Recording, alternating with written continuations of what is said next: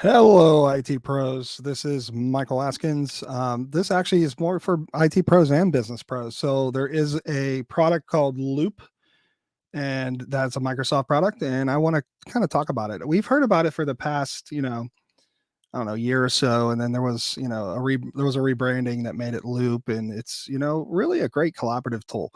So looking at the tool, there's so many things that we can do with it, but it's in preview, and there's a lot of organizations wanting to try to get access to this preview. There was a sign up sheet that you were able to um, cut to the chase and say, hey, put me on the early checklist, and you put stuff in about your organization, and now it's public preview, so you have the ability to jump in there. But here's the key thing, here's the big but is you need to potentially add a cloud policy to make sure it's available to you.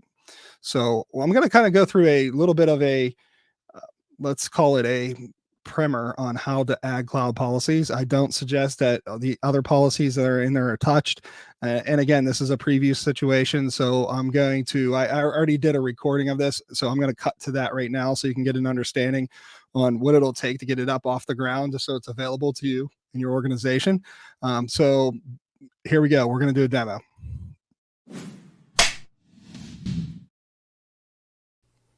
All right, so we're here to discuss Loop. I know Loop components have been around inside of Teams, and some people have been using them, but Loop as a platform is in public preview right now. So we're going to talk about what you need to do to preview that app for your organization. So you're looking at my tenant, my screens, my personal test platform, and you'll see that there's nothing over here for Loop, right? So you'd be like, oh, it's public preview. Why isn't it there? Well, might need to enable it for your group. If you didn't sign up for the let me know and get me involved early on and often with the Microsoft ecosystem, you're going to need to do some steps. And we're going to cover those steps. We're going to cover a little bit about the Loop interface. And we'll have a deeper dive video on that downstream. So, looking here, there's no Loop, right? If you go to loop.microsoft.com and you try to sign in, it's just not there for you. So what you need to do is you need to go to config.office.com and sign in with your M365 account. Now, you have to be an admin. You have to have the rights to be able to do this. Just not everybody can do this. So you have to be a GA, have to have the juice to do this. You'll notice I have a policy configuration here, right? So right from the home here, this is what you're going to come to. In order to turn Loop on for your people, you want to create an office policy. So you're going to create a M365 cloud policy, and it should be blank unless you've had other policies in there. If not, you'll see that I have this one here for our tenant, this test tenant called Loop Enabled. So let's just explore what that looks like. These are the same steps if you hit create that we're going to go through. Now, mind you, this is already done in this tenant, so I'll tell you if there's any differences between what you'll see and what is really out there. So you're going to get that start with the basics, give it a common name, something that you can readily identify, because as you start going more and more down using more of the Office suite, you might need to create specific types of cloud policies for specific people to have access to specific tools. So just make sure that it's something that's friendly and common for you. So, I just have this on for the whole tenant, so I just have it as Loop enabled. If you have a test group, you can create one. It's Loop enable test group or Loop enable marketing or whomever you're going to try to target this to. So, clicking next, again, there's no instant gratification here. It takes a minute or two to chew through these screens. Not necessarily sure why. I've, blazingly fast internet where I'm at, but it does take a little bit to chew through this. Now, if you don't have a policy on the ground, you'll see this as all black to pick your choice out, not grayed out. It's grayed out because this policy exists already. So as I mentioned, we turned this on for everybody in this test tenant. We're all architects. We all kick the tires on all this stuff. So it's not a big deal for us to do that. Now, if you have an enterprise or an organization and you want to scope this to a smaller group just to see if it works, because again, it's preview, you're going to want to create a M365 group, add the users you want to have this tool available to in that group. And then when you pick, this applies to a specific group, you want to pick that group. So create an M365 group called Loop Test Group A, or Loop Test Marketing, or Loop Test Bid Desk, or whomever you're doing this for. Make sure that it's something that's got to make sense, and you're going to be able to, go back and either, decommission it because it doesn't meet your needs, or which you'll find it will meet your needs, or, expand it to a greater horizon, if you will. So you pick, like, again, this one here is for all. So we're going to go there. And here's where the massively people scratch their head and they're confused on how many policy types there can be. Now we can scroll on to like where our fingers fall off. Each product that's in M365 has the ability to turn things on and off, and has the ability to, enable or disenable certain things around it. You can see I can just keep scrolling forever.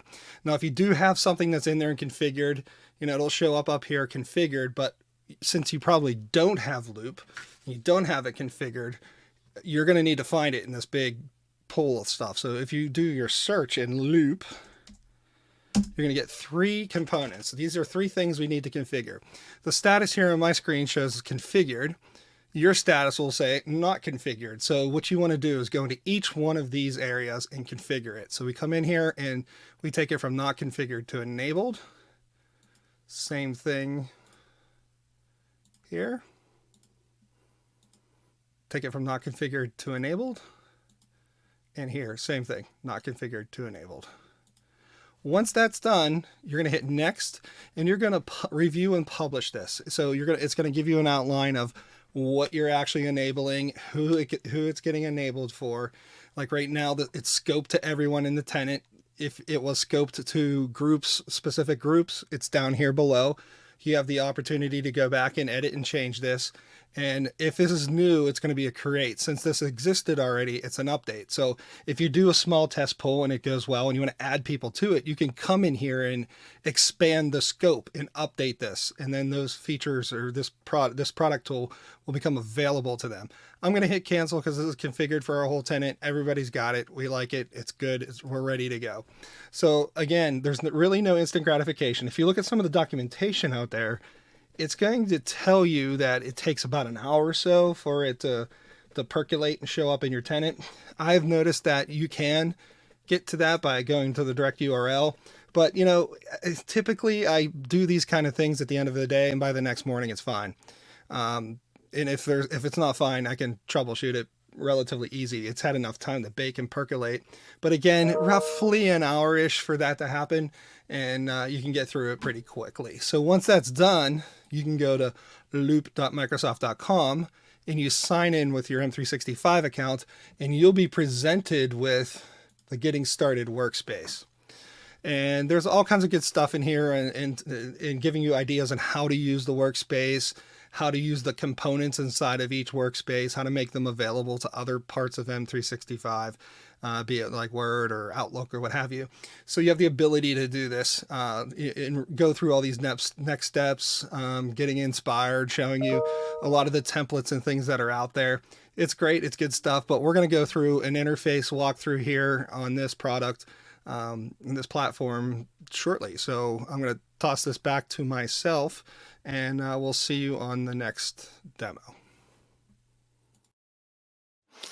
All right. I think myself did a good job. So good job myself.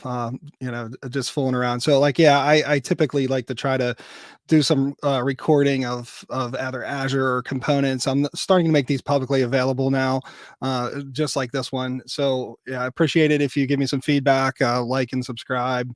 Every little like and subscribe and share means something to me, that I'm helping, get the word on some of this good technology out there.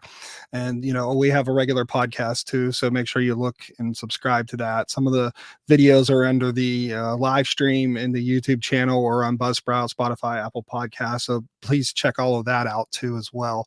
But yeah, we're going to do another one. We're going to just do a walkthrough of that interface. I'm going to give you some ideas on how I see this product moving forward, and we'll take that next step from there. So again, thank you as viewers and listeners. We appreciate everything that you do to help support us, and we will see you on the next one.